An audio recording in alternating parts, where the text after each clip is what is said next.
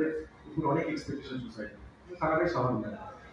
আমি প্রথমেই বলি যে আমাদের কলকাতা থেকে সেই মুহূর্তে 9টা ডিভিশন ছিল, টোটাল 10টা ডিভিশন, এখন নতুন ডিভিশন এসেছে, বাংলা ডিভিশন।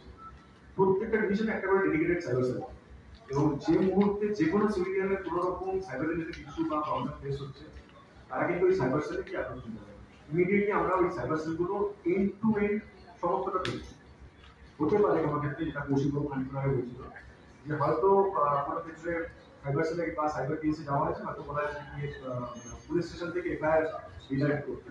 সেটার কারণটা হয়তো অন্যরকম, কারণ একটা লিগেল কমপ্লিকেন্স তৈরি করার জন্য যে কোনো ইভেন্টে একটা এফআইআর দরকার পড়ে, এবং সেটা শুধু পুলিশ স্টেশন করতে পারে। Since we are technical cell, আমাদের পার্টটা টেকনিক্যাল সাপোর্ট হবে একটা part. Second part of question was যে কি কি ধরনের কমপ্লেন আমরা মোস্টলি পাচ্ছি রিলেটেড টু উমেন।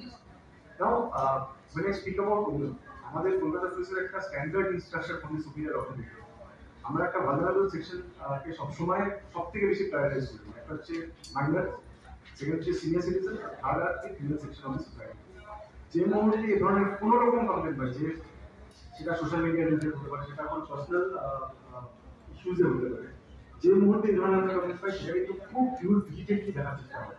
এবার হতে পারে যে যদি প্রসেস অফ কমিউনিকেশন কোথাও হয়তো একটা কমিউনিকেশন গ্যাপ বলুন, বা হয়তো সবসময় যে যে এক্সপেকটেশন নিয়ে আপনি মিটিগেট করার চেষ্টা করছেন, ইমিডিয়েট রিঅ্যাকশন চাওয়ার চেষ্টা করছেন, সেগুলো হয়তো হয় না। সেগুলোর কারণ কি সেটা আমি বলবো। There are third party, third party, when I speak about third party, there are stakeholders like Facebook or the social media platform. এরা basically are from outside of India most. যখনই এই ধরনের কোনো রকম প্রসেস আছে, যেটা আপনারা এখন বলছেন সোশ্যাল মিডিয়াতে কোনো কিছু আপলোড করা আছে, আমাদেরকে কমিউনিকেশন করতে হবে ওই কনসার্ন অথরিটির সাথে। ওদের ক্ষেত্রে they have got their own law of land.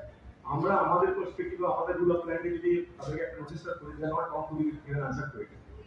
আরেকটা জিনিস হচ্ছে যেটা আমরা খুব বেশি মানে এই ফোরাম থেকে এক্সপেক্ট করেছিলাম, যেটা হয়তো ওই সেকশনটাকে বলার article 19A of Indian constitution, যেটা স্পেসিফিক্যালি মানে আমাদের যে ফ্রিডম অফ স্পিচ এন্ড এক্সপ্রেশনকে প্রায়োরিটাইজ করে, সেটাকে এই সোশ্যাল মিডিয়া প্ল্যাটফর্মগুলো সব থেকে বেশি ইম্পর্টেন্স দেয়।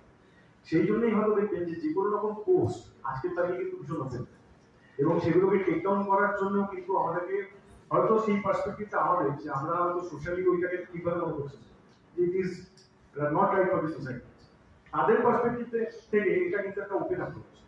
তারা এটাকে একটা ওপেন সোর্স অফ ইনফরমেশন এবং ওপেন কমিউনিকেশন, ওপেন ভিউ হিসাবে দেখছে।